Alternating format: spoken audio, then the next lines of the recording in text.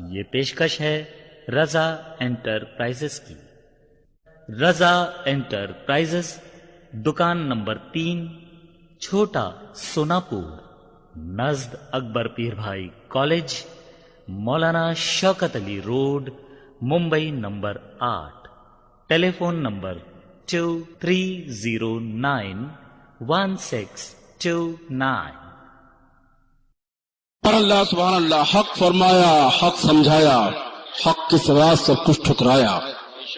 حق فرمایا، حق سمجھایا، حق کے سوا سب کچھ ٹھکرایا۔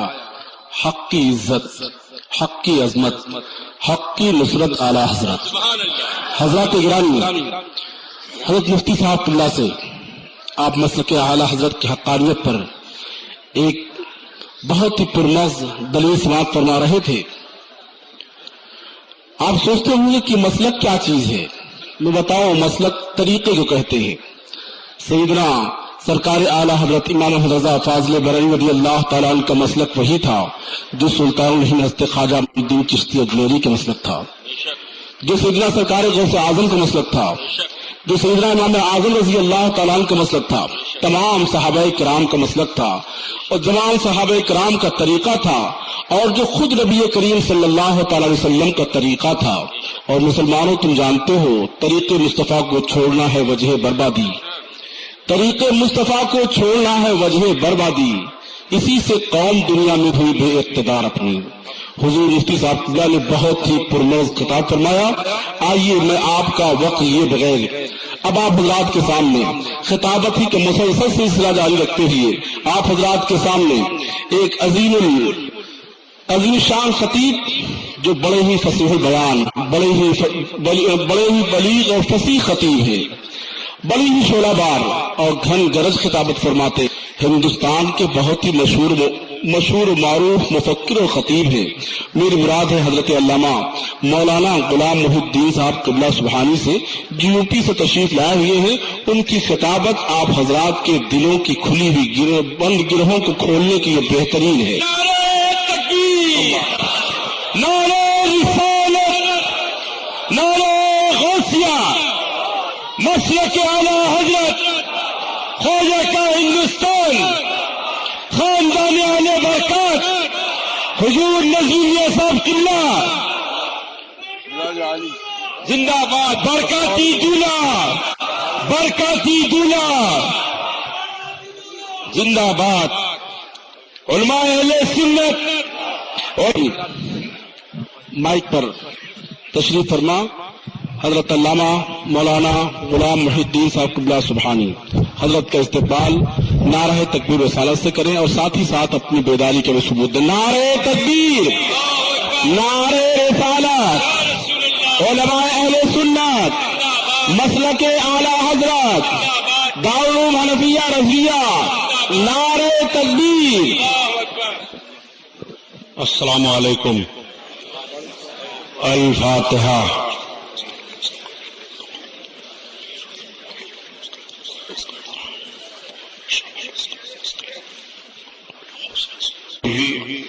ان اللہ وملائکتہ یصلون علی النبی یا ایھا الذین آمنوا صلوا علیہ وسلموا تسلیما۔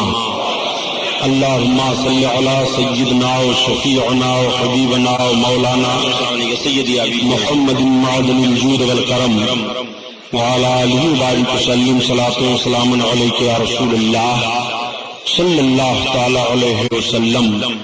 لا الہ الا اللہ محمد رسول اللہ صلی اللہ تعالی علیہ وسلم۔ الحمد للہ رب العالمین،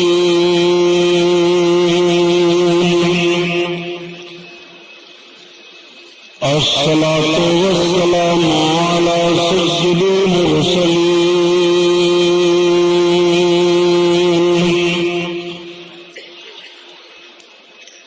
وعلى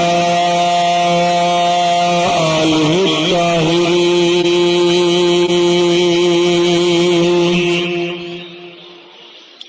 وأصحابه المطهرين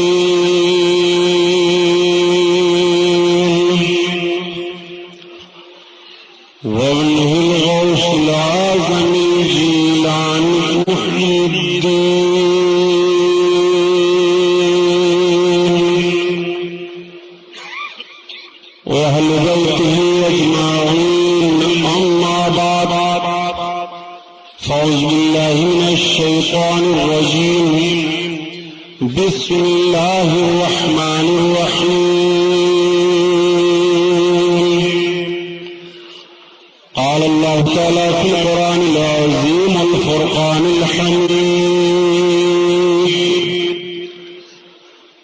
قل یا ایھا الناس رسول اللہ الیکم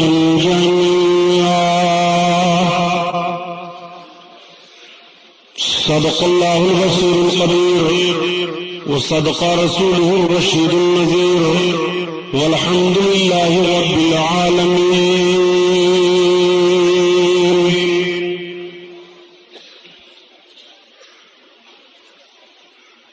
لائق سب احترام علماء اہل سنت، قابل قدر سامعین حضرات، آئی ہم اور آپ سب سے پہلے اپنی اور ساری کائنات کی مرکزی عقیدت حضور رحمت للعالمین شفیع المذنبین رسول گرامی وقار محبوب پروردگار دونوں عالم کے مالک و مختار حضور محمد رسول اللہ صلی اللہ تعالی علیہ وسلم کے درباری پرانوار میں درود شریف کا نذرانہ پیش فرمائیں۔ پڑھیے بلند آواز سے اللہم صلی علی سیدنا نبینا و مولانا محمد وعلی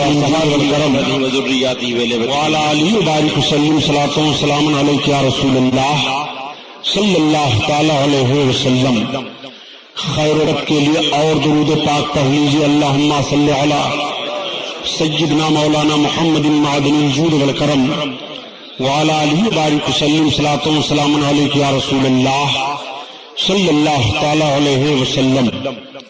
حضرات گرامی، آج کا یہ عظیم الشان رحمت و نور میں ڈوبا ہوا جلسہ دستار کا نورانی پروگرام، جس میں ہم اور آپ شرکت کی سعادت حاصل کیے ہوئے ہیں، لائق مبارکباد ہیں دارالعلوم اہل سنت حنفیہ رضویہ طلباء کے تمام ارکان، خصوصاً استاذ الحفاظ حضرت حافظ عبدالقادر صاحب و جملہ اساتذہ کرام و رضا اکیڈمی کی اس پرفتن ماحول میں اپنے آقا مولا صلی اللہ علیہ وسلم کے ذکر جمیل کی محفل کا انعقاد کیا، علماء کو دعوتیں پیش کی، آپ زیارت فرما رہے ہیں۔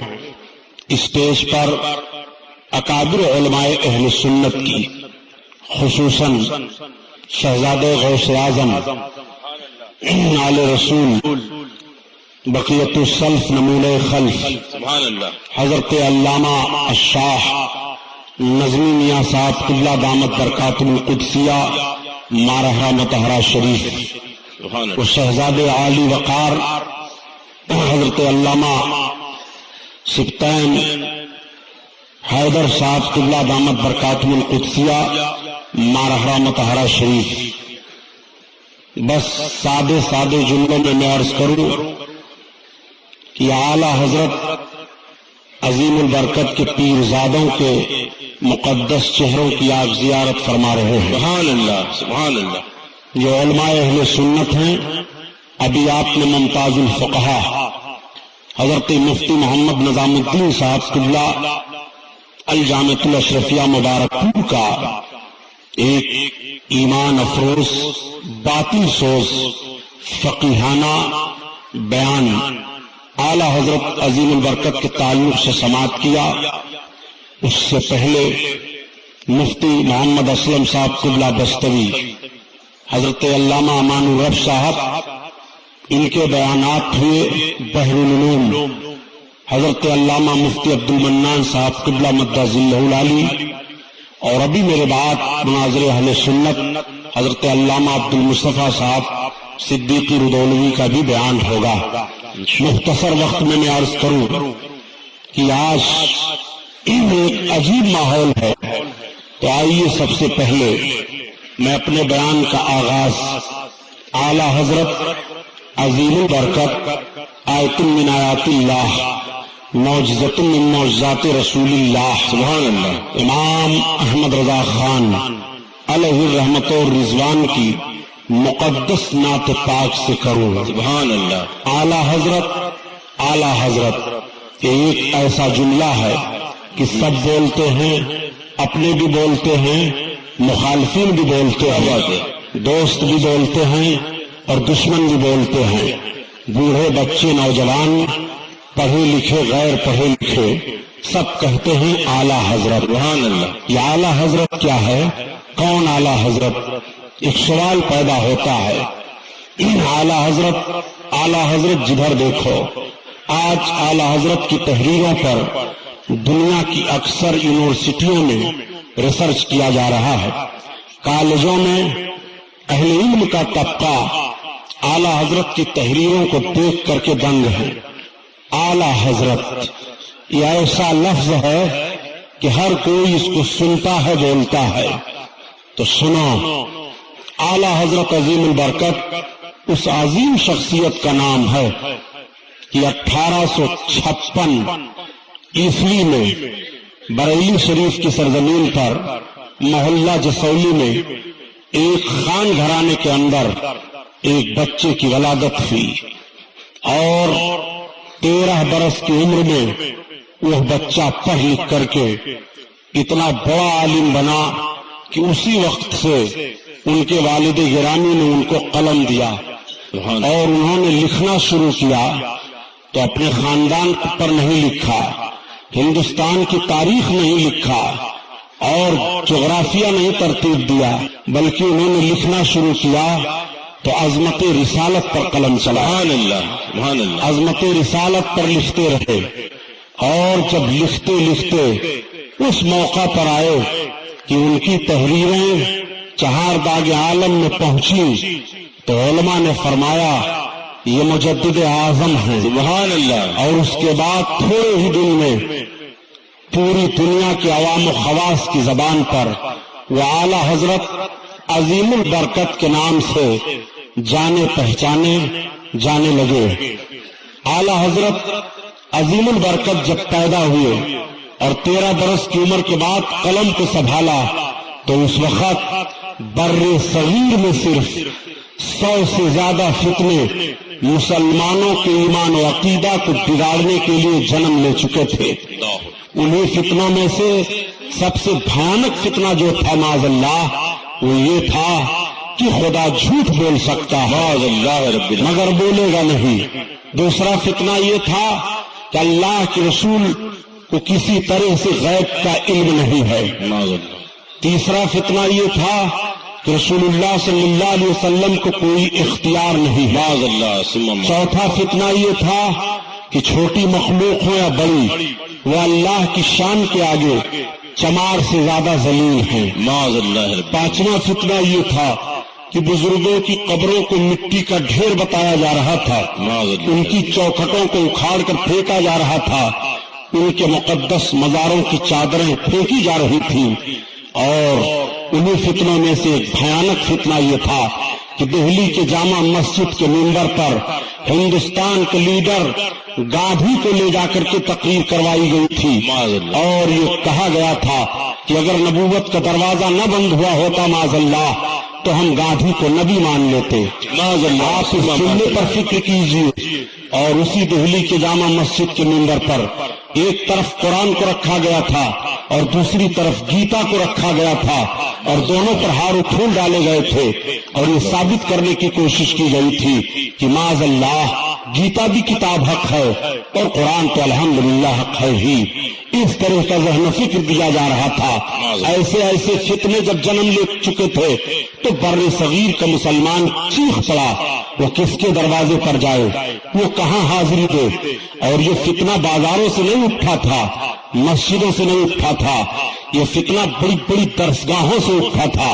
और इस फितना के पैदा करने वाले मामूली लोग नहीं थे, हम की निगाह में कायदे आजम कहलाए जा रहे थे, मुफस्सिर कुरान कहलाए जा रहे थे, हकीमुल उम्मत, कासिमुल उलूम वल खैरात कहे जाने वाले लोग थे। ऐसे ऐसे लोग थे जिन्होंने इन फितनों को अंग्रेजों के ईमा और इशारे पर जन्म दिया था कि जिससे मुसलमानों में इंतशार पैदा हो और मुसलमान हिंदुस्तान में एक ऐसे माहौल में बढ़ जाएं کہ ان کا اتحاد سلامت نہ رہے۔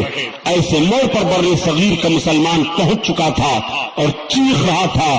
ایسے موڑ پر بریلی کے اعلی حضرت نے، سارے خوش عقیدہ مسلمانوں کے اعلی حضرت نے قلم چلانا شروع کیا تو چہار جانب سے دشمنوں کے سارے حملوں کا جواب دیا اور عظمت رسول پر ہونے والے حملوں کا اس طرح سے دفاع فرمایا کہ آواز آ رہی تھی جب قلم چل رہا تھا کہ کلکے رضا ہے خنجر خونخوار برقدار، سبحان اللہ، سے کہہ دو خیر منائے نہ شر کرائے، سبحان اللہ۔ اور جب امام احمد رضا خان نے اتنا لکھا کہ ان سارے فتنوں کے تابوت پر آخری کیل ٹھونک دیا تو ہندوستان کے گوشہ گوشہ سے، کونا کونا سے یہ آواز آنے لگی۔ جب مسلمانوں کے ایمان کی حفاظت ہو گئی اور مسلمان اپنا سہارا پا لیا تو خانقاہوں سے لے کر کے گزرگاہوں اور شاہراہوں پر رہنے والوں تک کے لوگوں کی آواز آنے لگی کہ ڈال دی قلبوں میں عظمت مصطفیٰ، سبحان اللہ، ڈال دی قلبوں میں عظمت مصطفیٰ سیدی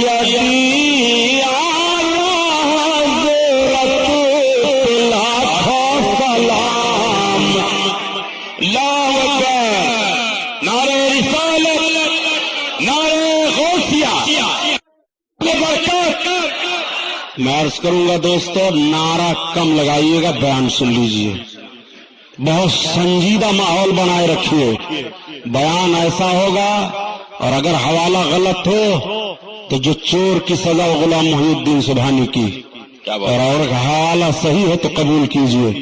سنو کون ہیں اعلی حضرت؟ یہ ہیں اعلی حضرت کی تعریف ہم جیسے لوگ کریں تو سمندر میں غوطہ لگانا ہے۔ وہ ہیں اعلی حضرت۔ اٹھاؤ تاریخ، تقسیم ہند کے بعد جب پاکستان وجود میں آیا اور پاکستان کے امور مذہبیہ کے صدر مولانا کوثر نیازی بنائے گئے تو مولانا کوثر نیازی کا بیان یہ ہے کہ جب میں امور مذہبیہ کا صدر منتخب کیا گیا تو مجھ کو یہ احساس تھا کہ پاکستان میں اسلامیات پر معلومات مجھ سے زیادہ رکھنے والا کوئی نہیں ہے۔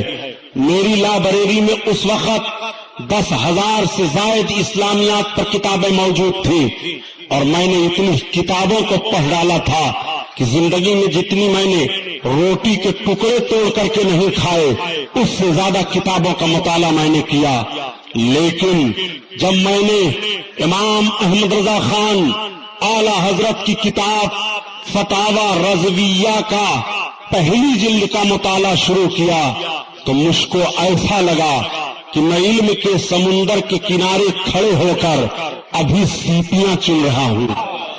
وہ ہیں اعلی حضرت، وہی مولانا کوثر نیازی ہیں جو بیان دیتے ہیں کہ جب حضرت کا لفظ بولا جاتا ہے تو اس سے نبی کونین صلی اللہ تعالی علیہ وسلم کی عظیم ذات مراد لی جاتی ہے، اور جب اردو زبان میں اعلی حضرت کا لفظ بولا جاتا ہے تو اس سے ایک عاشق رسول امام احمد رضا خان کی ذات سمجھی جاتی ہے۔ وہ ہیں اعلی حضرت۔ وہی مولانا کوثر نیازی نے بیان دیا کہ جس اعلی حضرت نے ساری بدعتوں کا قلعہ کما کیا، ختم کیا، اسی اعلی حضرت پر الزام لگایا جاتا ہے کہ وہ بدعتوں کے فروغ دینے والے تھے، بدعتوں کے موجب تھے۔ ایسا نہیں ہے، بلکہ اعلی حضرت کی تحریر کا ایک ایک لفظ عشق رسول کی گواہی دے رہا ہے۔ اعلی حضرت عظیم البرکت جب اپنے آقا کی نعت کہتے تھے تو اعلی حضرت کی نعت کیا ہوتی تھی؟ یا تو قرآن عظیم کی کسی آیت کا ترجمہ، یا حدیث پاک کا کوئی مطلب، یا نبی کونین صلی اللہ علیہ وسلم کی مقدس زندگی کا کوئی گوشہ، یا میرے سرکار کی مقدس زندگی کا کوئی معجزہ، یا کوئی سرکار کی خوبی۔ اعلی حضرت عظیم البرکت کی نعت میں یہی ہے۔ اعلی حضرت عظیم البرکت اپنی نعت کے ایک شعر کو کئی حوالوں سے جکڑ دیتے ہیں۔ آپ سماعت فرمائیے۔ اعلی حضرت عظیم البرکت آقا صلی اللہ تعالی علیہ وسلم کی بارگاہ میں عرض کرتے ہیں، یا رسول اللہ، صلی اللہ تعالی علیہ وسلم، ان کی مہک نے دل کے غنچے کھلا دیے ہیں، غنچے کھلا دیے ہیں، جس راہ چل گئے ہیں کوچے بسا دیے ہیں، کوچے بسا دیے ہیں۔ اس کی تشریح سنو۔ اعلی حضرت عظیم البرکت نے یہ کہہ دیا، آپ ذرا دیکھیے، میرے آقا صلی اللہ علیہ وسلم کی ولادت بسعادت جب ہوئی، سرکار پیدا ہوئے تو پورا مکہ مہک رہا تھا، مکہ کی فضا مہک رہی تھی، مکہ شریف کے گلیوں سے خوشبو آ رہی تھی، پورے حرم سے خوشبو آ رہی ہے، مکہ کی پہاڑیاں مہک رہی ہیں، مکہ شریف میں مکانات کے در و دیوار سے خوشبو آ رہی ہے، ہر گھر سے خوشبو آ رہی ہے۔ تبھی تو اعلیٰ حضرت عظیم البرکت فرماتے ہیں کہ بھی خوشبو سے مہک جاتی ہیں گلیاں واللہ، سبحان اللہ سبحان اللہ، بھی خوشبو سے مہک جاتی ہیں گلیاں واللہ، سبحان اللہ، کیسے پھولوں میں بسائے ہیں تمہارے، سبحان اللہ، تمہارے ان کی مہک نے دل کے غنچے کھلا دیے ہیں، جس راہ چل گئے ہیں کوچے بسا دیے ہیں، کوچے بسا دیے ہیں۔ اور خوشبو کی بات آئی تو اللہ اکبر یا رسول اللہ، اعلی حضرت اعلی حضرت، سنو، خوشبو کی بات آ گئی تو سن لو۔ میرے آقا صلی اللہ علیہ وسلم کو لینے کے لیے جب حضرت حلیمہ سعدیہ مکہ آئیں اور سرکار کو لے کر کے چلنے لگی تو ان کے ساتھ میں آنے والی عورتوں نے پوچھا، حلیمہ کیا تو نے مکہ میں زیادہ خوشبو خرید لی ہے؟ یہ تیرے چلنے سے راستہ کیوں مہک رہا ہے؟ تو حلیمہ نے کہا، میں نے خوشبو نہیں خریدی ہے، یہ سردار قریش عبد المطلب کے پوتے محمد ابن عبداللہ کے چلنے کی خوشبو پھیل رہی ہے۔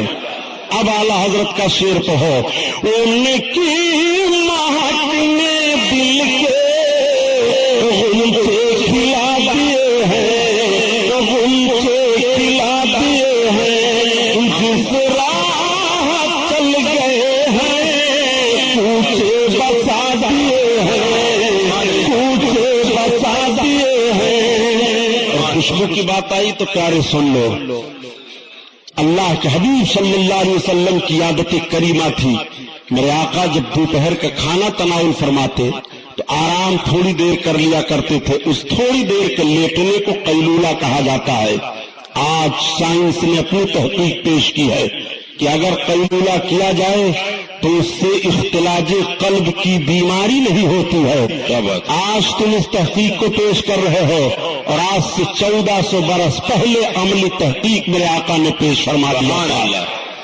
آقا کریم صلی اللہ علیہ وسلم کبھی کبھی ایک صحابیہ خاتون ہیں حضرت ام سلیم رضی اللہ تعالیٰ عنہا، جو حضرت انس بن مالک کی والدہ مکرمہ ہیں، آپ کے گھر جایا کرتے تھے اور میرے سرکار دوپہر میں آرام فرمایا کرتے تھے۔ میرے آقا تشریف لے گئے، جیسے سرکار سوئے، شدت کی گرمی پڑ رہی تھی جس میں پاک سے پسینہ شریف جاری ہوا، تو اب صحابیہ خاتون کی محبت دیکھو، حضرت ام سلیم اپنے گھر سے برتن لیتے ہیں اور لینے کے بعد سرکار کے جسم پاک کا پسینہ شریف اپنے برتن میں لے کر جمع کرنا شروع کیا۔ میرے آقا نے نبوت کی آنکھیں وا فرمائی، ارشاد فرمایا، ام سلیم کیا کر رہی ہو؟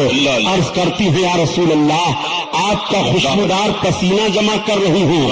آقا نے فرمایا، ام سلیم کیا کرو گی؟ عرض کرتی ہے، یا رسول اللہ اپنی خوشبو میں ملا دیتی ہوں تو خوشبو تیز ہو جایا کرتی ہے۔ اب اعلیٰ حضرت کا شعر پڑھو، ان کی مہک نے دل کے غنچے کھلا دیے ہیں، جس راہ چل گئے ہیں کوچے بسا بھائی خوشبو کی بات آ گئی تو میرے آقا صلی اللہ علیہ وسلم کی بارگاہ میں ایک صحابیہ خاتون حاضر ہوئی، عرض کرتی ہے یا رسول اللہ میری بچی کی شادی ہے، سرکار میں نے سارے لوازمات کا انتظام کر لیا ہے مگر خوشبو آپ عطا فرما دیں۔ عرب والے خوشبو کا اہتمام بہت فرمایا کرتے تھے، آج بھی عربیوں کا دستور ہے کہ جب وہ اپنے کسی دوست سے ملتے ہیں اور زیادہ خوش ہوتے ہیں تو پہلے وہ ایک دوسرے کو دوسرا خوشبو پیش کرتا ہے اور اپنی خوشی کا اظہار کرتا ہے۔ آقا کریم صلی اللہ علیہ وسلم کی بارگاہ میں لینے کے لیے گئی ہے تو خوشبو، آقا نے فرمایا جاؤ برتن لاؤ۔ جب وہ برتن لے کر کے پہنچی تو گرمی شدت کی پڑ رہی تھی جس میں پاک سے پسینہ جاری تھا۔ میرے سرکار نے اپنے بغل شریف کا پسینہ لیا اور لینے کے بعد ان کے برتن میں چند قطروں کو ڈال دیا، ارشاد فرمایا لے جاؤ اپنی بچی کو دے دینا۔ اب یہ لے کر کے آئی اور جب ان کی بچی دلہن بنی تو بچی کا کپڑا آقا کے مبارک پسینے میں بسا دیا گیا، اور جب یہ دلہن بن کر کے چلی تو جس راستہ سے چلی پورا راستہ مہک رہا تھا، اور جب آنے گھر پہنچی تو ان کا پورا گھر مہکنے لگا۔ عورتیں اکٹھا ہوئی تو پوچھنے لگی دلہن تم نے کون سی خوشبو استعمال کیا ہے؟ آج تک ہم لوگوں نے ایسی خوشبو نہیں سونگھی، تیری خوشبو تو سارے خوشبوؤں پر غالب آ گئی ہے۔ تو دلہن نے بیان دیا یہ خوشبو نہیں ہے، یہ میرے آقا کا مقدس پسینہ ہے۔ اعلیٰ حضرت کے بھائی استاد زمن علامہ حسن رحمت اللہ تعالیٰ علیہ اسی کو بیان فرماتے ہیں کہ واہ عطر خدا ساز مہکنا تیرا، سبحان اللہ سبحان اللہ، واہ عطر خدا ساز مہکنا تیرا،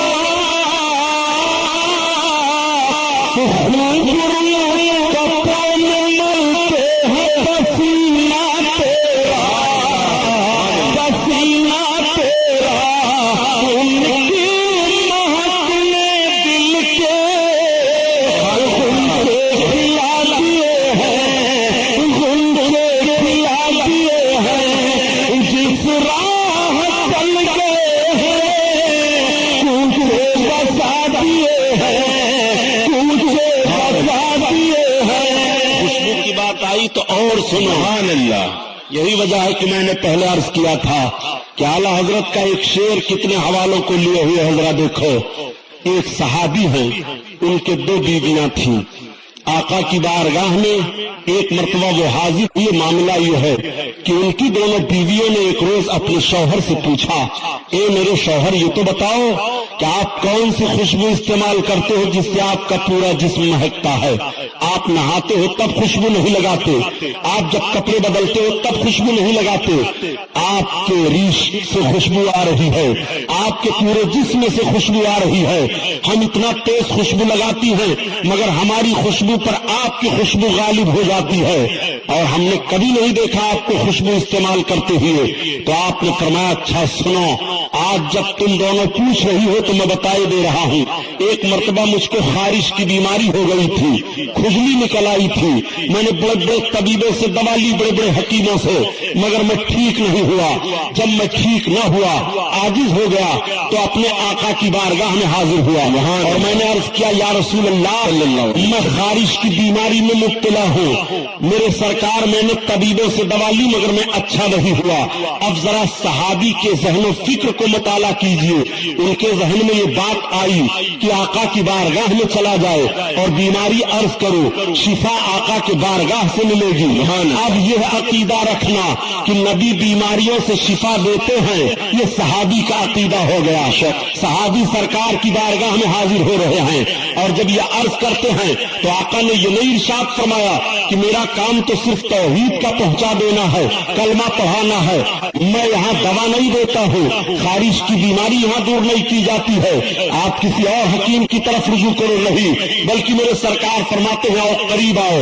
جب سرکار کے قریب گئے تو آقا نے اپنے نبوت والے ہاتھ کو ان کے جسم پر پھیر دیا، میرے سرکار کا ہاتھ لگنا تھا کہ اس اسی وقت خوشبو آنے لگی ان کے جسم سے اور خارش کی بیماری دور ہو گئی. اللہ اکبر.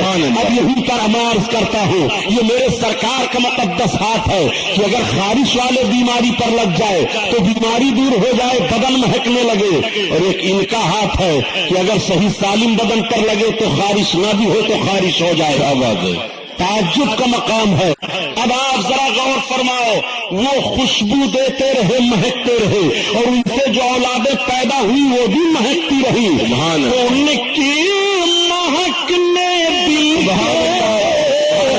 ان سے کھلا دیے ہیں جس راہ چل گئے بسا دیے ہیں, بسا دیے ہیں. خوشبو کی بات آئی تو اور سنو کہ مہکنے دل ان سے کھلا دیے ہیں جس راہ چل گئے بسا دیے ہیں, بسا دیے ہیں. خوشبو کی بات آئی تو اور سنو. سبحان اللہ. میرے آقا صلی اللہ تعالی علیہ وسلم کی کریمانہ عادت ملاحظہ کرو. سرکار اپنے امتیوں کے غم میں رویا کرتے تھے. امت کے لیے آقا کو غم کیا تھا؟ آپ کے اور ہمارے گناہوں کا غم سرکار کو ہے, مغفرت کا غم میرے آقا کو ہے. رب کی بارگاہ میں سرکار رو رہے ہیں ہمارے اور آپ کے لیے. میں عرض کروں گا اے مسلمانوں کہ آپ بھی کبھی عشق رسول میں یا اپنے آقا کی عظمت کو سوچ کر کے آنکھوں سے آنسو کے چند قطرے گرے کہ نہیں. آپ جب رات کی تاریکی میں اپنے بستر پر رہو تو اپنے آقا کا رونا سوچو کہ ہم گنہگاروں کے تعلق سے ہمارے سرکار کس طرح سے رویا کرتے تھے. آقا کریم صلی اللہ علیہ وسلم مدینہ طیبہ کی آبادی سے باہر نکل گئے. ایک پہاڑی کی کھوہ میں میرے سرکار تشریف لے گئے, اس سے آگے تشریف لے گئے. ایک صحابی کا باغ تھا, اس باغ میں میرے سرکار تشریف لے گئے. باغ کا دروازہ چاروں طرف سے بند کر دیا گیا. میرے آقا نے اپنی جبین اقدس کو رکھا اور رب کی بارگاہ میں ہم گنہگاروں کی مغفرت کے لیے رو رہے ہیں. نگاہ نبوت سے آنسو برس رہے ہیں, ریش مبارک بھیگ جاتی ہے, سجدہ کی جگہ بھیگ جاتی ہے. مدینہ طیبہ کے لوگوں کو جب عرصہ گزر گیا کہ سرکار کے مقدس چہرے کی زیارت نہیں ہوئی تو وہ پریشان ہو گئے. وہ سرکار کو ڈھونڈنے لگے, تلاشنے لگے, کیونکہ ابتدائے اسلام کا وقت ہے, دشمنان دین کی اکثریت ہے. صحابہ نے سوچا ایسا تو نہیں ہے کسی دشمن نے میرے آقا کو کوئی تکلیف دے دی ہو. اب سب جستجو کرنے لگے, گلی گلی میں ڈھونڈا جا رہا ہے. جہاں جہاں میرے سرکار تشریف فرما ہوتے ہیں وہاں وہاں ڈھونڈا جا رہا ہے, مکانوں میں ڈھونڈا جا رہا ہے. صحابہ کی جماعت تلاش کر رہی ہے. حضرت ابو ہریرہ فرماتے ہیں کہ مجھ کو جس راستے سے خوشبو آتی تھی اسی راستے پر میں چلا جا رہا تھا. میں خوشبو سونگھتے سونگھتے آبادی سے باہر نکل گیا. مجھے خوشبو آ رہی ہے, میں چل رہا ہوں, راستہ مہک رہا ہے, میں چل رہا ہوں. اعلیٰ حضرت عظیم البرکت اسی طرف اشارہ فرماتے ہیں کہ بو پہ چلتے ہیں بھٹکنے والے, کیا مہکتے ہیں مہکنے والے. آقا کریم صلی اللہ تعالی علیہ وسلم باغ میں چلوا فروز ہیں. حضرت ابو ہریرہ فرماتے ہیں کہ میں باغ کے قریب جب پہنچا تو پورا باغ مہک رہا تھا. باغ کی فضا مہک رہی ہے, باغ سے جو ہوا آ رہی ہے ہوا مہک رہی ہے. ہم نے اندازہ لگا لیا بس کرو میرے سرکار اسی میں تشریف فرما ہے, خوشبو آ رہی ہے. آقا یہی جلوہ افروز ہے. حضرت ابو ہریرہ فرماتے ہیں کہ میرے آقا صلی اللہ تعالی علیہ وسلم کی خوشبو مجھے ملی تو اب مجھ کو یہ موقع ملنا چاہیے کہ میں باغ میں کیسے جاتا ہوں. تو چاروں طرف سے گھوم کر دیکھ رہے ہیں, کوئی راستہ باغ میں جانے کے لیے نہیں, دروازہ بند ہے, مگر ایک نالا تھا باہر سے پانی جانے کے لیے باغ میں, وہ نالا کشادہ تھا. حضرت ابو ہریرہ فرماتے ہیں کہ میں نے اندازہ لگایا میں اس میں اپنے کو داخل کر لوں تو اندر ہو سکتا ہوں. چنانچہ حضرت ابو ہریرہ اس میں داخل ہوئے اور داخل ہو کر کے جیسے اندر گئے آقا کریم صلی اللہ علیہ وسلم کی زیارت نصیب ہوئی تو میرے آقا رو رہے ہیں اور سجدہ کی جگہ بھیگ گئی ہے, ریش مبارک سے آنسو ٹپک رہے ہیں. اعلیٰ حضرت عظیم البرکت پر قربان جاؤ اسی طرف اشارہ فرماتے ہیں اللہ کا جہنم ابھی نظر ہوگا, رو رو مصطفیٰ نے دریا بہا دیے ہیں.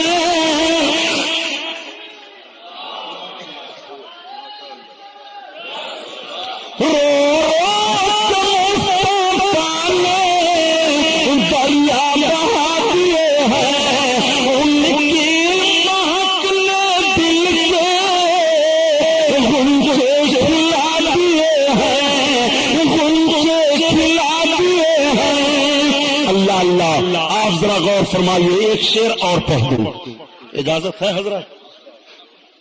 میرے کریموں سے گر قطرہ کسی نے مانگا، میرے کریموں سے گر قطرہ کسی نے مانگا، دریا بہا دیے ہیں دربے بہا دیے ہیں دربے بہا دیے ہیں۔ اب اس پر بھی سن لو پیارے، آقا کریم صلی اللہ تعالی علیہ وسلم کی بارگاہ میں اگر مانگو تو ایک طبقہ ایسا بھی ہے جو ناک پھلا لیتا ہے، یہ مانگنا سرکار سے کہاں ثابت ہے، اسی میں بھول بھلیا میں ہے، مسلمانوں کو گمراہ کر رہے ہیں۔ آؤ ذرا اپنے آقا کی عظمت دیکھو، جو حدیث بیان کرنے جا رہا ہوں وہ مسلم شریف میں بھی حدیث ہے، مشکات شریف میں بھی ہے، اور بھی احادیث کی بہت کتابوں میں ہے، اور مسلم شریف تو وہ کتاب ہے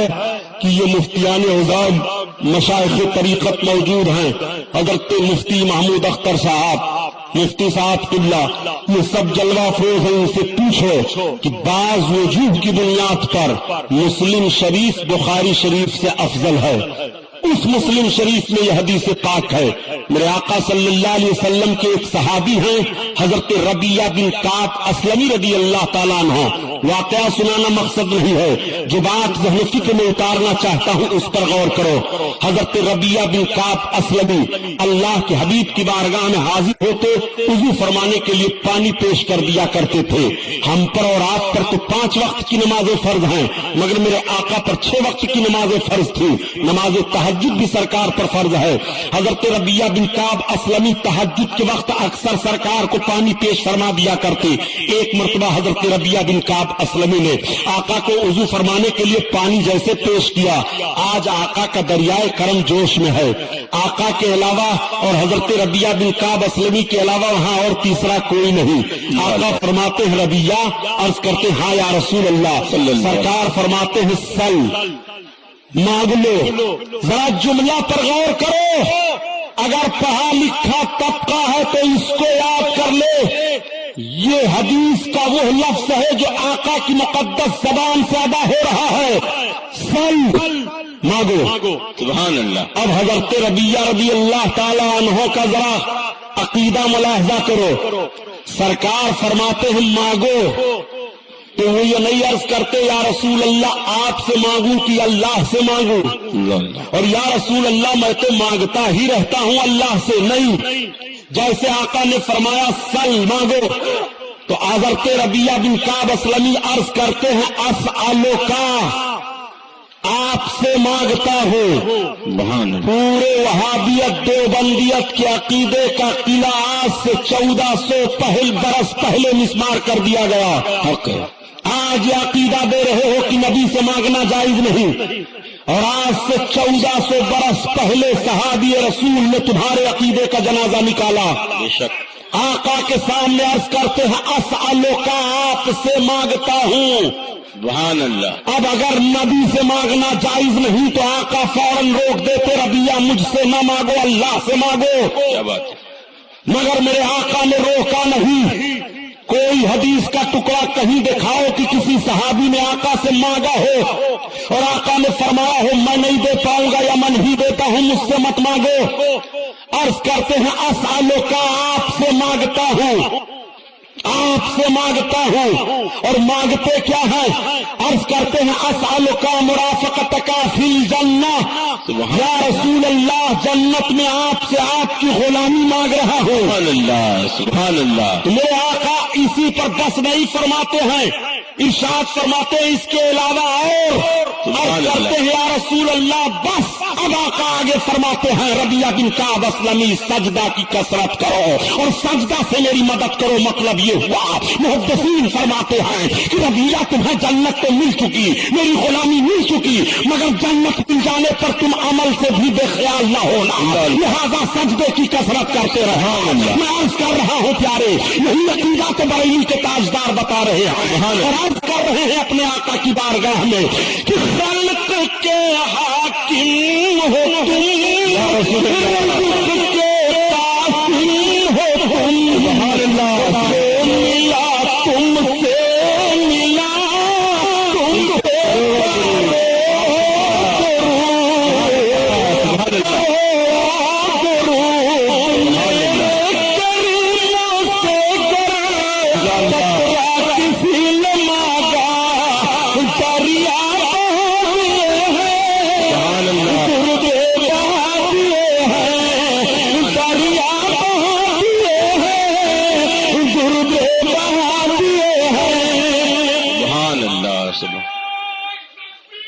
اللہ اکبر، یا رسول اللہ، تھوڑا دے، سبحان اللہ، زندہ باد۔ شعرا بہت گھبرا جاتے، کہتے ہیں سبحانی صاحب آپ تقریر نہ کیجیے، وہ تقریر کرتے ہیں کہ نعت پڑھتے ہیں؟ تو ہم نے کہا آپ لوگ بھی تقریر کرتے ہیں کہ نعت پڑھتے ہیں؟ کیا بات ہے، آپ لوگ بھی تقریر کرنا چھوڑ دیجیے، نعت نہیں پڑھیں گے، خالی تقریر کریں گے۔ حضرت قاری تبسم صاحب الحمدللہ بہت مقبول شاعر ہیں، حضور حافظ ملت کی نسبت حاصل ہے، اور آج ہم لوگ تو اپنی قسمت پر جتنا فخر کریں کم ہے پیارے۔ ہمارے اس محفل کی قبولیت کی ضمانت یہ آل رسول ہے، سبحان اللہ، بے شک، سبحان اللہ۔ آپ ان کی زیارت کرو، یہ وہ آل رسول ہیں جی، کہ ہندوستان کا وہ مجدد جس کو عالمگیر رحمت اللہ علیہ کہا جاتا ہے، وہ عالمگیر جو مجدد بھی ہیں، مجاہد بھی ہیں، سپہ سالار بھی ہیں، حاکم اسلام بھی ہیں، ہندوستان پر حکمراں بھی ہیں جی۔ 50 سال کے قریب تبت کی وادی سے لے کر کے افغانستان کی سرحد تک اکیلے اس مرد مجاہد نے حکومت کی تھی، اور اسی مہاراشٹرا کے اس چوہے کو وہ کھدیڑا تھا پہاڑوں میں، قد بھی ان کو تاریخ یاد ہے جی۔ وہ عالمگیر ہیں، عالمگیر رحمت اللہ علیہ نے ایک کتاب لکھوائی تھی، 500 علماء کو رکھا تھا، اور 8 سال کی مدت میں اس وقت 2 لاکھ روپے سکے خرچ کیے گئے تھے، جس کا نام فتاوی عالمگیری ہے۔ فتاوی عالمگیری آج بھی پورے عالم اسلام میں مستند کتاب فقہ حنفی کی مانی جا رہی ہے، اور جہاں جہاں شافعی المسلک ہیں، حنبلی المسلک ہیں، مالکی ہیں، وہ بھی آج فتاوی عالمگیری کو اپنے لیے سند تصور کرتے ہیں اور یقین کرتے ہیں، وہ فتاوی عالمگیری ہے۔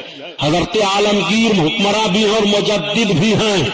عالمگیر نے ہندوستان کی سرزمین پر سادات کی فہرست مرتب کروائی تھی جی۔ تاریخ کا وہ ٹکڑا دے رہا ہوں، لے لو۔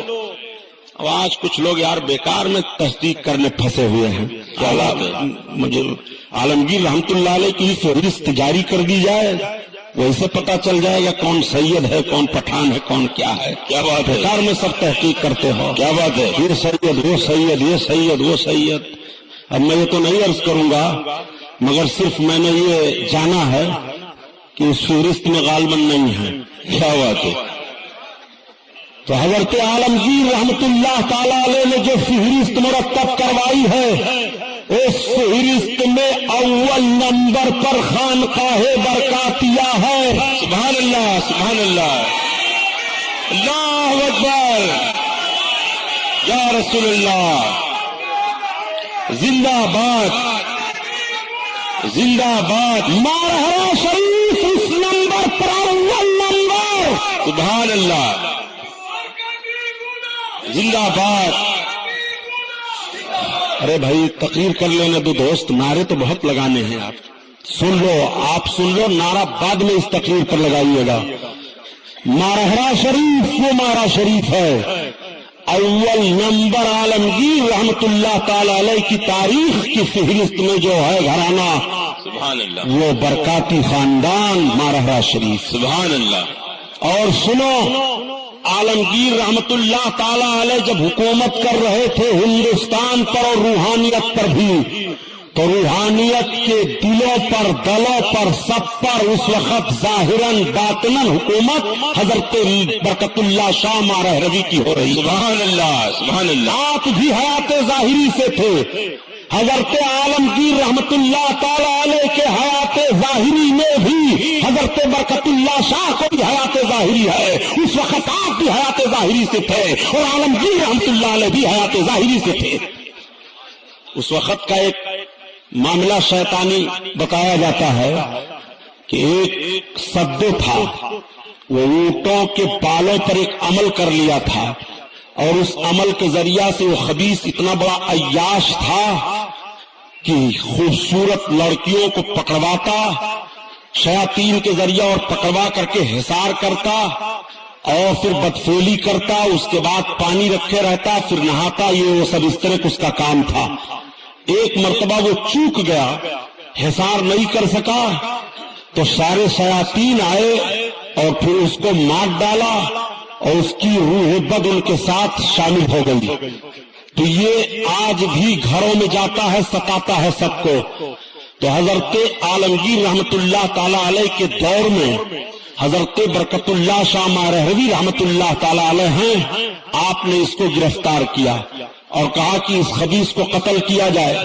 تو اس نے عرض کیا حضور جس جس گھر میں آپ کا نام لیا جائے گا میں قسم کھاتا ہوں اس گھر کی طرف رخ نہیں کروں گا۔ اللہ سبحان اللہ سبحان اللہ۔ یہ سب و خبیث اس گھر میں نہیں جاتا جس گھر میں مارہرا کا نام لیا جائے، سبحان اللہ۔ وہ مارہرا شریف ہے۔ بھوت پریت سب چھڑا کر کے اور بہت بھاری بھاری پیر بننا ثابت کرتے ہیں جی، اور مارہرا شریف کا حال یہ ہے کہ نام لے لو تو جنات بھوت پریت سب بھاگ جائیں۔ سبحان اللہ سبحان اللہ۔ اعلیٰ حضرت عظیم البرکت کا عشق ملاحظہ کرو۔ اعلیٰ حضرت اگر داخلے سلسلہ ہوئے تو وہی مارہرا شریف میں، جی، اور بہت سوچ سمجھ کر کے آل رسول نے اعلیٰ حضرت کو اعلیٰ حضرت بنایا اور سینے سے لگایا۔ اتنا سوچا کہ ہم اور آپ سوچ نہیں سکتے ہیں۔ تو اب وہ سوچ کر کے اعلیٰ حضرت بنا دیے اور آج کے لوگ بیچارے سوچ رہے ہیں، اس سوچ پر بھی قربان جائیے۔ یہ سب ذہنی اور فکری اختراعی باتیں ہیں جو نکل رہی ہیں، ان پر آپ توجہ نہ دیجیے۔ اعلیٰ حضرت عظیم البرکت کی ذات کو ملاحظہ فرمائیے، اپنے آقا صلی اللہ تعالی علیہ وسلم کی تعریف کر رہے ہیں، کیسا حوالہ پیش کر رہے ہیں۔ ایک حوالہ اور لے لو، ایک صحابی ہیں حضرت سواد بن قارب رضی اللہ تعالیٰ عنہ۔ حضرت سواد بن قارب سرکار کی نعت لکھا کرتے تھے۔ سبحان اللہ۔ آقا کی نعت لکھنا بہت بڑی عبادت ہے پیارے، یہ سعادت سب کو نہیں ملتی ہے۔ جب دل میں عشق رسول ہو تو زبان پر آقا کی نعت آتی ہے۔ سبحان اللہ۔ حضرت نظمی صاحب قبلہ دامت برکاتہ القدسیہ کی نعتیں پڑھو ایمان تازہ ہو جاتا ہے۔ سبحان اللہ۔ جب دل عشق رسول کا مدینہ ہوتا ہے اور اس عشق سے جو روشنی باہر نکلتی ہے زبان کے ذریعہ اسی کو نعت کہتے ہیں۔ سبحان اللہ۔ وہ نعت ہے۔ اعلیٰ حضرت عظیم البرکت کی نعت دیکھو اور صحابی رسول کو ملاحظہ کرو۔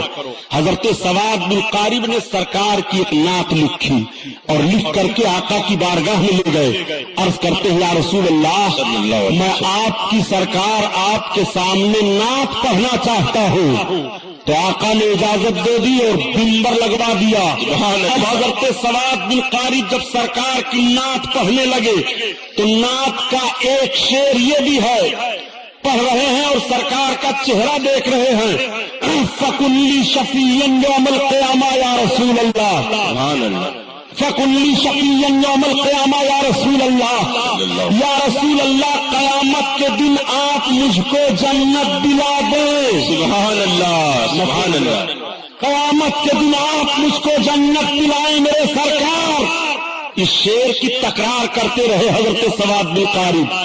آقا کا دریائے کرم جوش میں آیا، آقا فرماتے سواد بن قارب جا، قیامت کے دن میں تجھ کو تیری ہاتھ کر کے جنت دلاؤں گا۔ سبحان اللہ سبحان اب اللہ۔ اعلیٰ حضرت کا شعر پڑھو، کون دیتا ہے دینے کو چاہیے، سبحان اللہ۔ کون دیتا ہے دینے کو منہ چاہیے، دینے والا ہے سچا ہمارا نبی، ہمارا نبی، میرے کرموں سے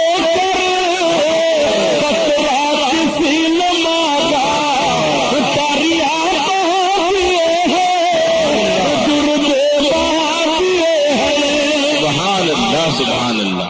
اور مانگنے پر بھی ایک بات اور عرض کر دوں دوست، واقعہ سنانا مقصد نہیں ہے، ذہن فکر میں جو اعلیٰ حضرت کی نعت سے اتارنا چاہتا ہوں مقصد اس کو سمجھو۔ ایک صحابی ہیں، ان کی ایک بیوی ہیں، وہ سرکار کی بارگاہ میں اپنے شوہر کی شکایت لے کر کے حاضر ہوئی۔ آقا تشریف فرما ہیں، ان کے شوہر بھی اچانک وہاں موجود تھے۔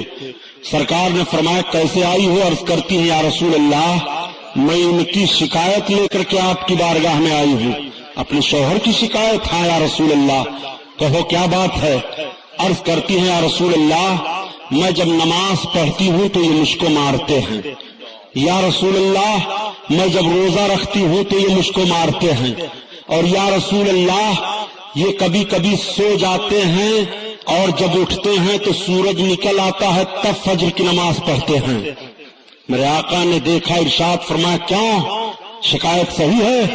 عرض کرتے ہاں یا رسول اللہ شکایت تو صحیح ہے، مگر سرکار میں اس کو نماز پڑھنے پر نہیں مارتا ہوں۔ یا میرے آقا جب یہ نماز پڑھنے کھڑی ہوتی ہے تو قرآن رات بھر پڑھتی رہتی ہے۔ یا رسول اللہ میں نوجوان مرد ہوں، میرا حق ہے اس کے اوپر۔ آقا نے فرمایا خاتون سن، قرآن کی آیتیں پڑھ کر کے تو اپنی نماز پوری کر لیا کر، اپنے شوہر کی خدمت میں لگ جا، تیرے شوہر کا تیرے اوپر حق ہے۔ اچھا روزے کی بنیاد پر؟ عرض کرتے یا رسول اللہ میں روزے کی بنیاد پر اس کو نہیں مارتا ہوں، جب یہ روزہ رکھنا شروع کرتی ہے تو مہینوں مہینہ رکھتی ہے۔ یا رسول اللہ میں اس سے کہتا ہوں کہ فرض روزے رکھ لے اور نوافل رکھنے ہیں وہ بھی ہفتہ عشرہ رکھ لے۔ میرے آقا نے ارشاد فرمایا خاتون سن، جب تو فرض روزے رکھ لے اور تجھے نوافل رکھنے ہو تو اپنے شوہر سے اجازت لے لیا کر، تیرے شوہر کا تیرے اوپر حق ہے۔ اچھا اب میرے آقا مخاطب ہوئے، ارشاد فرماتے تم فجر کی نماز اس وقت پڑھتے ہو جو تمہاری بیوی بتا رہی ہے؟ عرض کرتے ہیں یا رسول اللہ میرے سرکار میں نوجوان مرد ہوں، میرے آقا مجھ پر آپ کرم فرما دو۔ تو ایسے انداز سے صحابی رسول نے عرض کیا آقا کی بارگاہ میں، اپنے نبی کا اختیار دیکھو، نماز اپنے اپنے وقتوں پر فرض ہے، کوئی نماز کے وقت کو بدل نہیں سکتا۔ اگر کوئی سوچے کہ میں ظہر کی نماز عصر میں پڑھ لوں، عصر کی ظہر میں پڑھ لوں، ادا ہو جائے گی، نہیں۔ کوئی سوچے میں مغرب میں عشاء ہی کی نماز پڑھ لوں، نہیں۔ ہر نماز کو اس کے وقت پر پڑھنا پڑے گا۔ یہ وقت کا تعین رب کی طرف سے ہوا ہے۔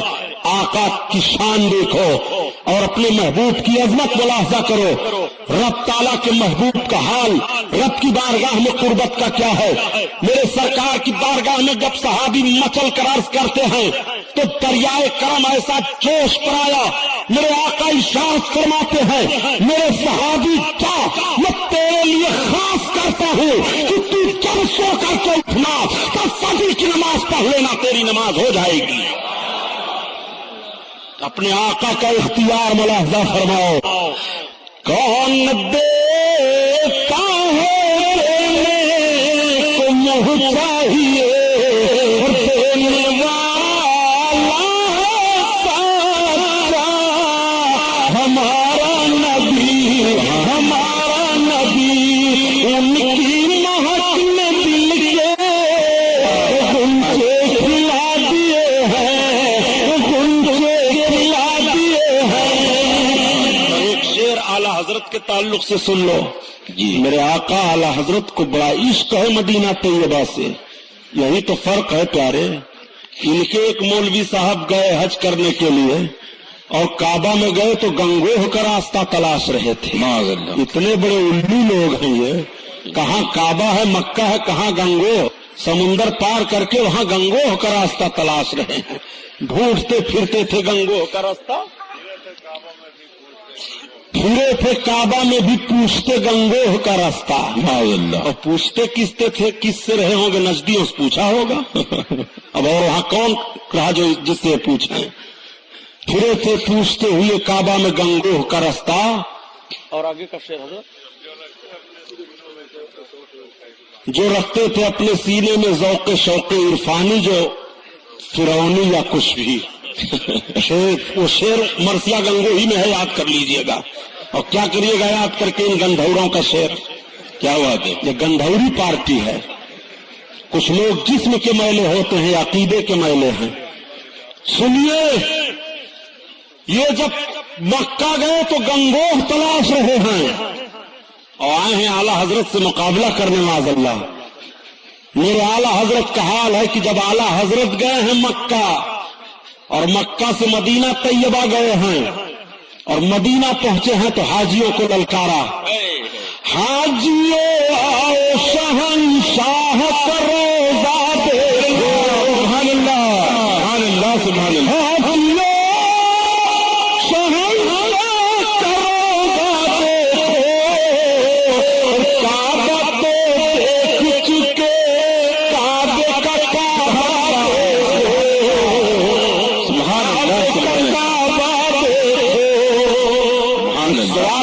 ہوتا ہے کہ سب کا کعبہ تو کعبہ ہے اور کعبہ کا بھی کوئی کعبہ ہے. تو اب اعلیٰ حضرت نے ہندوستانیوں بتا دیا کہ کعبہ کا کعبہ دیکھنا ہے تو یہ دیکھو. سبحان اللہ. وہ اعلیٰ حضرت ہیں تو مورخ معتبر ہیں جنہوں نے بیان کیا کہ میرے سرکار اعلیٰ حضرت حج ادا کرنے کے لیے جا رہے تھے. پہلے کشتی والا جہاز تھا، یہ پانی والا. سرکار اعلیٰ حضرت جا رہے ہیں، کشتی ہچکولے کھانے لگا سمندر میں، جہاز ڈوبنے کے قریب ہوا تو جو کچھ حجاج تھے اس میں وہ رونے لگے، چلانے لگے، عرض کرنے لگے حضور آپ دیکھ رہے معاملہ کیا ہے؟ جہاز کا کپتان اعلان کر رہا ہے کہ سمندر میں طوفان کے بھنور میں پھنس گیا جہاز. تو اعلیٰ حضرت عظیم البرکت فرماتے ہیں کہ میرے آقا نے جہاز پر بیٹھ کر کے جو دعا پڑھنے کے لیے بتایا ہے میں نے اس دعا کو پڑھ لیا ہے، اس دعا کو پڑھ کر کے میں سوار ہوا ہوں. مجھے یقین ہے کہ سمندر کا طوفان مجھے کچھ نقصان نہیں پہنچا. سبحان اللہ. سبحان اللہ. بالکل آپ مطمئن ہیں. اب جب سب چیخنے چلانے لگے تو اعلیٰ حضرت کا عشق دیکھو، عرض کرتے ہیں یا رسول اللہ آنے تو یاد تو تمہاری جانب آنے تو یاد اب تو تمہاری جانب کشتی تمہیں چھوڑی لنگر اٹھا دیے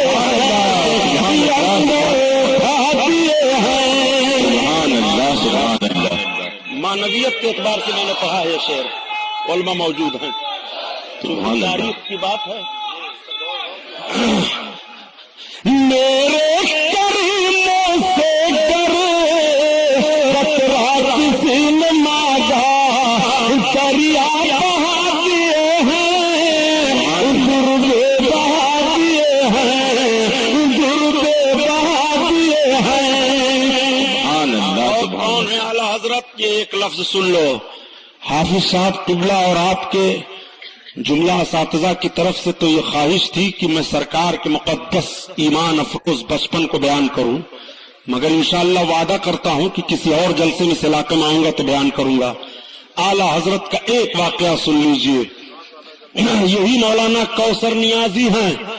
کوثر نیازی لکھتے ہیں کہ ہمارے اساتذہ میں مفتی شفیع دیوبندی، مولانا ادریس کاندھلوی، یہ حدیث کے استاذ ہیں، فقہ کے استاذ مفتی شفیع دیوبندی ہیں. یہ لوگ ہیں. مفتی شفیع دیوبندی بیان کرتے ہیں کہ ہمارے استاذ اشرف علی تھانوی کا حال یہ ہوا کہ ہم لوگ بیٹھے تھے، اچانک ایک اطلاع آئی کہ مولانا احمد رضا خان کا انتقال ہو گیا. تو مولوی اشرف علی تھانوی اپنے ہاتھوں کو اٹھا کر مغفرت کی دعا کرنے لگے، حالانکہ اس مردود کی دعا کی ضرورت کیا ہے جی. تو مفتی شفیع دیوبندی کا بیان یہ ہے کہ یہ لوگ کہتے ہیں کہ ہم لوگوں نے عرض کیا اپنے استاذ اشرف علی تھانوی سے کہ حضور مولانا احمد رضا خان کے انتقال پر آپ ان کے لیے مغفرت کی دعا کرتے ہیں اور وہ زندگی بھر آپ کو کافر بتاتے رہے. تو اشرف علی تھانوی نے جواب دیا میاں تم لوگ سمجھتے نہیں ہو، مولانا احمد رضا خان نے اپنی بنیاد پر ہم سب کو کافر نہیں کہا ہے، عشق رسول کی بنیاد پر ہمیں کافر کہتے رہے. اللہ اکبر. غور فرماؤ، یہ دشمن کی بولی ہے. دشمن اعتراف کر رہا ہے اعلیٰ حضرت کی حقیقت کو اور عظمت کو.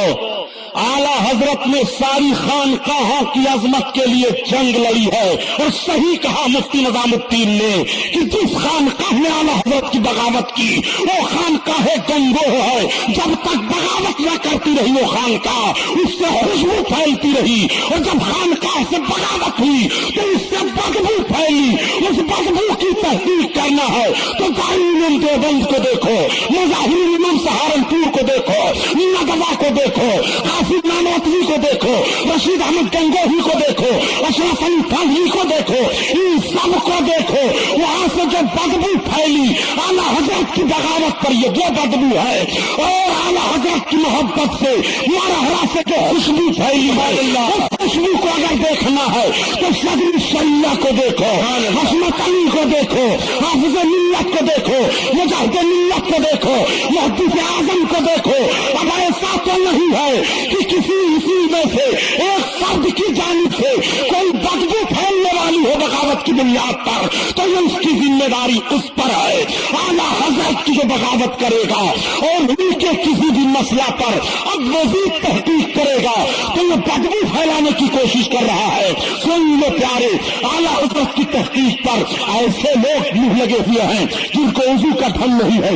اعلیٰ حضرت کی بغاوت پر یہ وہ بدبو ہے، اور اعلیٰ حضرت کی محبت سے مرحلہ سے جو خوشبو پھیلی ہے، اس خوشبو کو اگر دیکھنا ہے تو صدر شریعہ کو دیکھو، حسنت علی کو دیکھو، حافظ ملت کو دیکھو، مجاہد ملت کو دیکھو، محدث اعظم کو دیکھو۔ اب ایسا تو نہیں ہے کہ کسی میں سے ایک فرد کی جانب سے کوئی بدبو پھیلنے والی ہو بغاوت کی بنیاد پر، تو یہ اس کی ذمہ داری اس پر ہے۔ اعلیٰ حضرت کی جو بغاوت کرے گا اور ان کے کسی بھی مسئلہ پر اب مزید تحقیق کرے گا تو یہ بدبو پھیلانے کی کوشش کر رہا ہے۔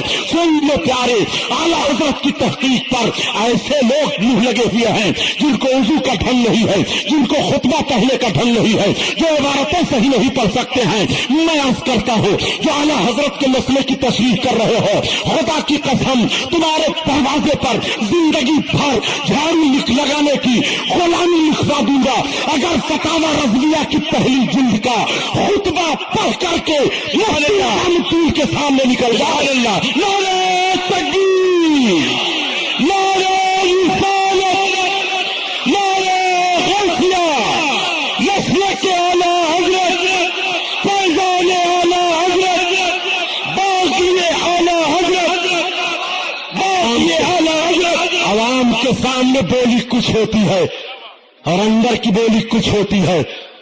یہ جملے مت استعمال کر کے مسلمانوں میں انتشار پھیلاؤ، سنیت کو مت تقسیم کرو، سنیت نہیں تقسیم ہوگی۔ یہ میرا جملہ غلط ہے، الحمدللہ سنیت آج بھی متحد ہے۔ رضا اکیڈمی کا یہی جرم ہے، یہی غلطی ہے سعید نوری کی اور ان کے ارکان کی کہ اعلیٰ حضرت عظیم البرکت کی کتابوں کو منظر عام پر لا کر کے پورے بر صغیر کے مسلمانوں کو روشناس کرایا، اور آج سب چلاتے تھے اعلیٰ حضرت 1000 سے زائد کتابوں کے مصنف ہیں۔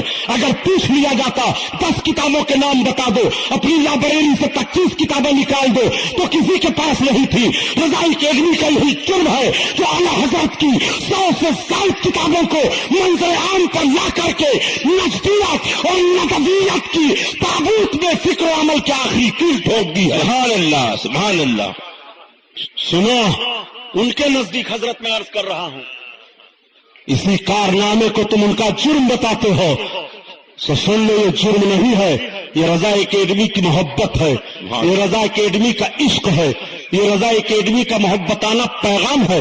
رضا اکیڈمی نے وہی قدم اٹھایا تحریک کے ذریعہ، تقریر کے ذریعہ، تشریح کے ذریعہ، تشہیر کے ذریعہ کہ امام احمد رضا خان علیہ رحمت و رضوان کا پیغام قوم کے نام پہنچے۔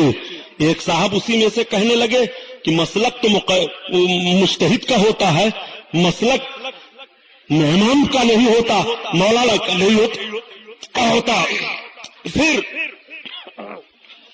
مسلک اعلیٰ حضرت کو کہتے ہو۔ آج ایک صاحب کہنے لگے کہ جب اظہری میاں صاحب قبلہ سے عرب میں پوچھا گیا کہ آپ مولانا احمد رضا خان کے کون ہو، تو انہوں نے جواب دیا میں ان کا پوتا ہوں۔ کہا مولانا احمد رضا خان نے کسی نئی جماعت کو پیدا کیا ہے؟ کہا نہیں۔ کہا وہ کیا تھے؟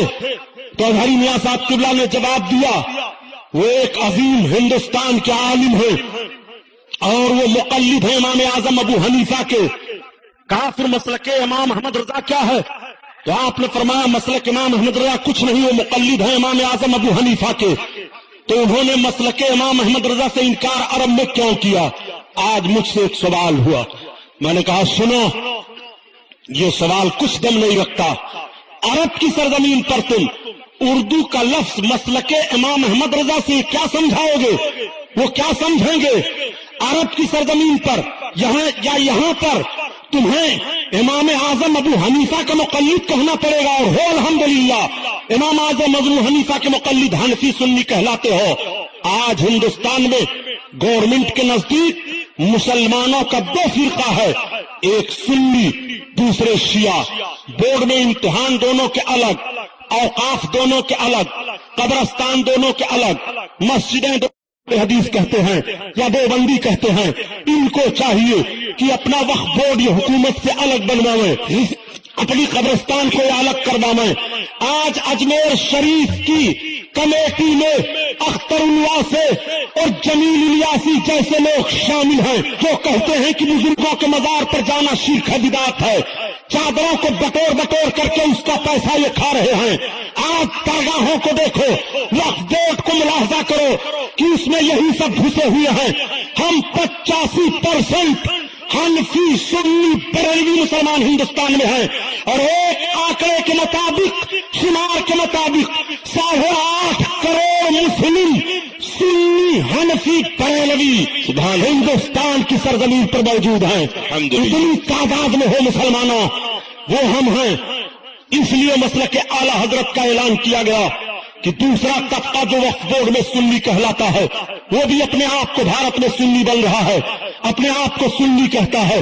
مبارک پور کا فساد ہوا، آپ ملاحظہ کرائیے، شیعہ اور سنی کا نام آتا ہے، حالانکہ سنیوں کے عقیدے سے جن کا نام سنیوں میں آتا ہے کوئی تعلق نہیں ہے۔ عرض کرنے کا مطلب یہ ہے کہ بھارت کی سرزمین پر سنیوں میں جب ایک ایسا طبقہ نکلا کہ دکھاوے میں سنی ہے مگر عقیدہ محمد بن عبد الوہاب نجدی، ابن تیمیہ، ابن قیم کا ہے، نجدیوں کا ہے، جو عقیدہ گمراہ ہے، گمراہ گر ہے، اور جو عقیدہ ایسا ہے کہ کفر کے حد تک پہنچا دیتا ہے، ایسا عقیدہ ہے کہ جس سے آدمی کافر ہو جاتا ہے، عقیدہ وہ رکھ رہے ہو، نام سنی کا دے رہے ہو۔ اس علامت کو الگ کرنے کے لیے بھارت کی سرزمین پر سنی مسلمانوں کو یہ بتایا گیا کہ اب تمہارا نعرہ ہے تو مسلک اعلی حضرت ہو۔ مسلک اعلی حضرت وہی ہے جو صحیح امام اعظم ابو حنیفہ کا مسلک ہے۔ امام اعظم ابو حنیفہ کے صحیح مسلک کا نام مسلک اعلی حضرت ہے۔ اس علامت کو اس لیے سامنے رکھ دیا گیا تاکہ دوسری برادری جو اپنے آپ کو سنی کہتی ہے اس سے تمہارا امتیاز ہو جائے، اس سے تمہارا فرق ہو جائے۔ اس فرق کو بھارت میں بتانے کی ضرورت ہوئی تو مسلک اعلی حضرت کہا گیا۔ اور عرب کی سرزمین پر آج بھی جب تم سے پوچھا جائے گا تو تمہیں کہنا پڑے گا کہ ہم مسلک حنفی ہیں، امام اعظم ابو حنیفہ کے مقلد ہیں۔ اس لیے عرف کا لحاظ کیا جائے گا کہ عرب میں تمہیں سمجھانا ہے تو اس طرح سے سمجھانا پڑے گا، ہندوستان میں تمہیں سمجھانا ہے اس طرح سے سمجھانا پڑے گا۔ اس لیے ہندوستان کے اس لفظ کو تم عربستان پر چسپاں نہیں کر سکتے ہو۔ جس لفظ کو جہاں سے جس طرح سے سمجھا جائے گا وہ لفظ وہاں پر اس انداز سے بولا جائے گا۔ مسلک امام احمد رضا سے یہاں امام اعظم ابو حنیفہ ہی کا مسلک سمجھا جا رہا ہے۔ سنو پیارے، اگر زیادہ بہوگے تو تمہیں جواب دینا پڑے گا کہ پھر مسلک امام اعظم ابو حنیفہ کیوں کہتے ہو، مسلک رسول اللہ کہو۔ کیا بات ہے؟ مسلک رسول اللہ کیوں نہیں کہتے؟ کیوں 4 مسلکوں میں قوم کو بانٹا گیا؟ مسلک حنفی، مسلک شافعی، مسلک حنبلی، مسلک مالکی، یہ مسلک 4 کیا ہیں؟ مسلک تو ایک ہے، اللہ کے حبیب نے جو دین پیش کر دیا وہی، جو مذہب پیش کیا وہی۔ تو اب سب کو مسلک رسول اللہ کہنا پڑے گا۔ اب سنو پیارے، یہ وہی ہے مسلک رسول اللہ ہی، لیکن جب رافضی پیدا ہوئے اور رافضیوں نے حدیثوں میں توڑ مروڑ کرنا شروع کر دیا تو فقہا کی جماعت متعین کی گئی، اور اس دور کے فقیہوں میں انہی 4 فقہا کی فقاہت مدون ہو سکی تھی۔ انہی 4 فقیہوں پر اللہ کے حبیب صلی اللہ علیہ وسلم کے مشن کو رکھا گیا کہ ان 4 فقیہوں میں سے جس کی فقہ پر بھی مسلمان عمل کرے گا وہ اللہ کے حبیب کے سچے دین پر ہے۔ سبحان اللہ، سبحان اللہ، بے شک۔ اس لیے مسلک امام ابو حنیفہ اللہ کے حبیب کے دین کا نام ہے۔ بے شک۔ جب مسلک امام ابو حنیفہ اللہ کے حبیب کے دین کا نام ہے، اسی مسلک امام ابو حنیفہ کو امام احمد رضا خان نے پیش کیا۔ مسلک امام ابو حنیفہ کا तीसरा नाम भारत की सरजमीन पर उर्दू जबान में समझाने के लिए मसलक के इमाम अहमद रजा नाम रखा गया। सुभान अल्लाह, सुभान। इसको समझो और सोचो। इंशाअल्लाह बयान बाकी है, वक्त तमाम हुआ। सफीना चाहिए इस बहरे बेकरां के लिए। ये महफिल नूर जिंदाबाद काइंदाबाद। अस्सलामु अलैकुम। वालेकुम सलाम व रहमतुल्लाहि व बरकातुहू।